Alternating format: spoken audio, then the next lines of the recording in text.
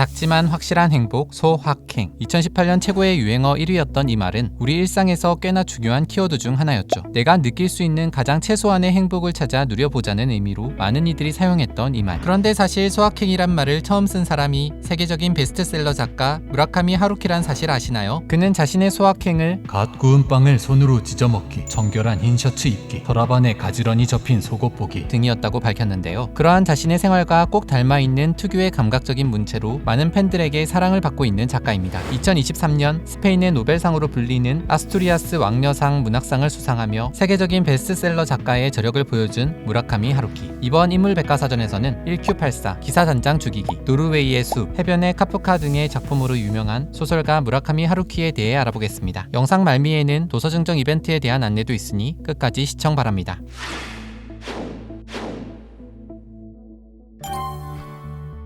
1949년 일본 교토에서 한 사내 아이가 태어납니다. 그의 이름은 무라카미 하루키. 이 아이는 장차 일본을 넘어 세계적인 소설가가 되는 인물이죠. 하루키는 국어 교사였던 부모님의 영향으로 어릴 때부터 많은 문학 작품을 접했는데요. 15세가 되던 해 그는 책만큼이나 자신의 인생을 사로잡는 한 음악을 듣게 됩니다. 바로 재즈였습니다. 아직 어린 나이임에도 용돈을 모으면 바로 재즈 음반을 살 만큼 재즈에 푹 빠져 있었다고 합니다. 그러다 보니 음악을 듣다 문득 누가 트럼펫을 연주하는지, 누가 베이스를 연주하는지가 궁금해졌고 자연스레 미국 재즈 저널까지 찾아 읽기 시작했다고 합니다. 물론 처음엔 영어를 전혀 읽을 수 없었지만 언어의 장벽도 뛰어넘을 만큼 재즈를 너무 사랑한 나머지 영어까지 섭렵했다고 하는데 이를 통해 자연스레 서양 문학에도 관심을 가질 수 있었죠. 예술 감수성이 풍부한 유년 시절을 보낸 덕분인지 하루키는 1968년 일본의 명문 대학인 와세다 대학교의 문학부에 합격해 예술학도의 길을 걷기 시작합니다. 그리고 아내 다카하시 요코를 만나 1971년에 결혼을 합니다. 그로부터 3년 후 하루키는 아내 요코와 함께 작은 재즈 카페를 인수하는데요. 평소 양집사로 유명한 그는 이때 자신이 키우던 고양이의 이름을 따 카페 이름을 피터캣이라 지었죠. 사랑하는 아내, 그토록 즐기던 재즈, 귀여운 반려묘의 이름까지 자신이 좋아하는 것들로만 가득 채운 가게를 7년 동안 애지중지 운영했다고 합니다. 재즈 카페 시절에 음악을 선곡하던 경력을 살려 훗날 작가가 된 이후 라디오 DJ를 했다고 하는데요. 그래서인지 하루키의 소설에는 재즈와 클래식에 관한 이야기가 빠지지 않고 등장합니다.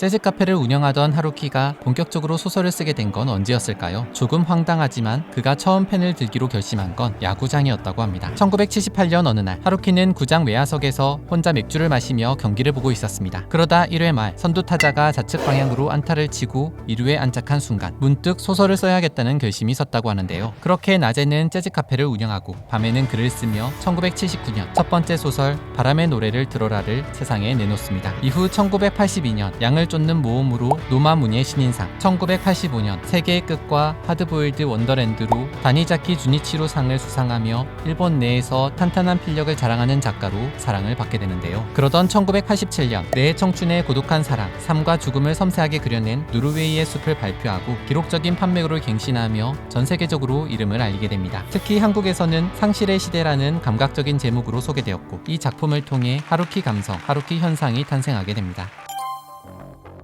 작품을 발표할 때마다 꾸준히 상을 받고 세계적으로 인정받는 작가가 된다는 것은 정말 쉽지 않은 일인데요. 무라카미 하루키는 내 창의력의 원천은 끝없는 반복에 있다 라며 자신의 글쓰기 노하우를 밝힌 적이 있습니다. 이른바 하루키 루틴이라고 할 수 있는데요. 보통 새벽 4시경에 일어나 정오까지 글을 쓰고 간단히 식사를 합니다. 그리고 오후 2시까지 수영이나 달리기 같은 운동을 하죠. 그러고서 책을 읽거나 음악을 들으며 휴식을 취하다 밤 9시에 잠자리에 듭니다. 하루키가 이러한 루틴을 철두철미하게 지킨다는 사실이 알려지며 많은 작가와 작가 지망생들에게 자극이 되기도 했습니다. 한편 하루키는 글쓰기만큼이나 달리기에도 진심인 사람입니다. 소설을 쓰려면 예술적 감수성만큼이나 체력도 필요하다고 생각해서 글을 쓰기 위해 달리기를 시작한 것인데요. 그렇게 시작한 달리기가 어느새 마라톤 풀코스로 이어져 꽤나 본격적으로 달리는 사람이 되었습니다. 특히 그가 가장 좋아하는 것 중 하나가 마라톤 42km 완주 후 단숨에 마시는 맥주라고 합니다. 요즘 유행하는 갓생 살기가 바로 이런 게 아닐까요? 어쨌거나 하루키는 자신의 묘비명을 선택할 수 있다면 적어도 끝까지 걷지는 않았다 라고 쓰고 싶어 할 만큼 달리기에 진심이었습니다. 사실 이 말은 달리기뿐만 아니라 인생을 통틀어 그가 자신만의 꾸준한 페이스를 얼마나 중요하게 여기는지를 알 수 있었던 대목입니다. 무라카미 하루키의 MBTI가 알려지진 않았지만 이쯤 되면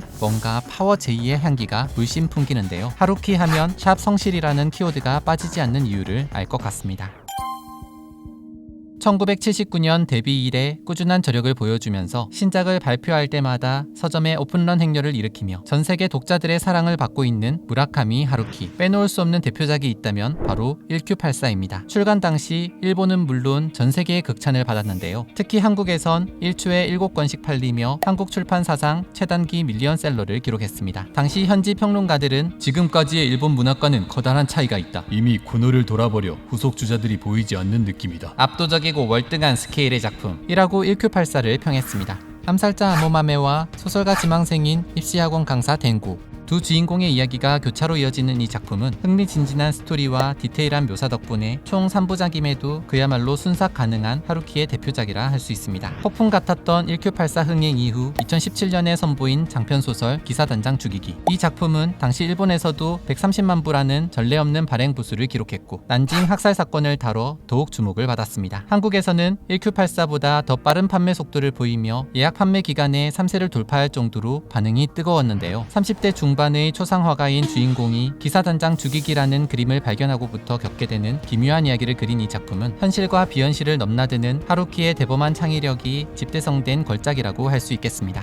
이처럼 소설과 에세이를 주로 써온 무라카미 하루키가 언더그라운드라는 르포르타주를 발표하면서 신선한 주목을 받은 적이 있습니다. 언더그라운드는 1995년 일본뿐 아니라 전 세계에 큰 충격을 준 옴진리교 지하철 살인 사건을 다룬 작품입니다. 하루키가 직접 살인 사건 피해자와 옴진리교 신도들을 1년여에 걸쳐 취재하고 쓴 기록 문학인데요. 평온과 안식을 얻기 위해 택한 종교 생활에서 끝내 파멸을 맛볼 수밖에 없었던 이들의 충격적인 회상과 고백이 거대한 울림을 전해 일본 사회에 꽤 큰 영향을 미쳤습니다. 더불어 작가 스스로도 하루키 문학의 터닝포인트라 부를 만큼 의미가 큰 작품이었고 그 영향이 1Q84 지필로 이어지게 되죠. 환상적이고 세밀한 세계를 그린 장편소설, 감각적인 단편소설, 소소하고 감성적인 에세이, 사회에 울림을 주는 논픽션까지 그야말로 다채로운 작품 세계를 구축한 무라카미 하루키. 스페인, 체코, 아일랜드, 이스라엘, 덴마크, 프랑스 등 세계 여러 나라의 문학상에 호명된 그가 이번에는 노벨 문학상을 받기를 수많은 팬들이 기원하고 있는데요. 과연 팬들의 바람이 이루어질 수 있을까요?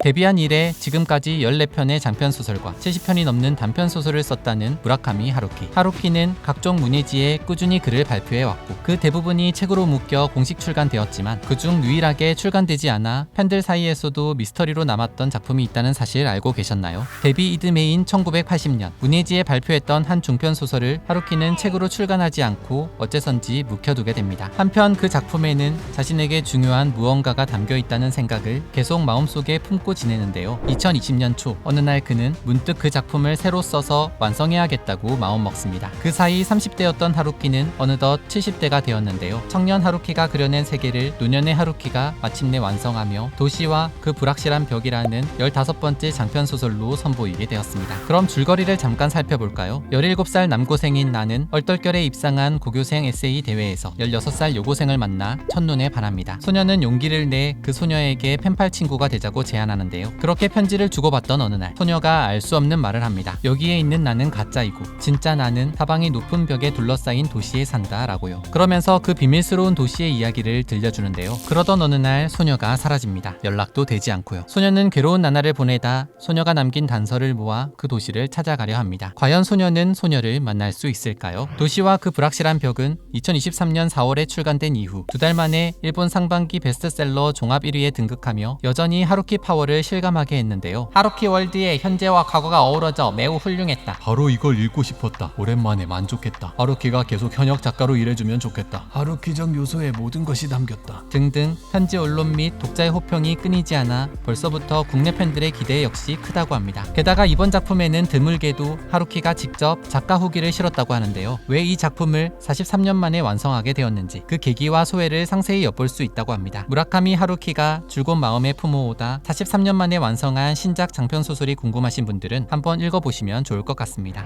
무라카미 하루키 작품 중 재밌게 읽으신 책이 있다면 책 이름과 이유를 댓글로 남겨주시고 더보기란 아래 구글 폼에 응모해주세요. 추첨을 통해 10분을 선정하여 신작을 보내드리도록 하겠습니다. 이상 무라카미 하루키에 대해 알아봤습니다.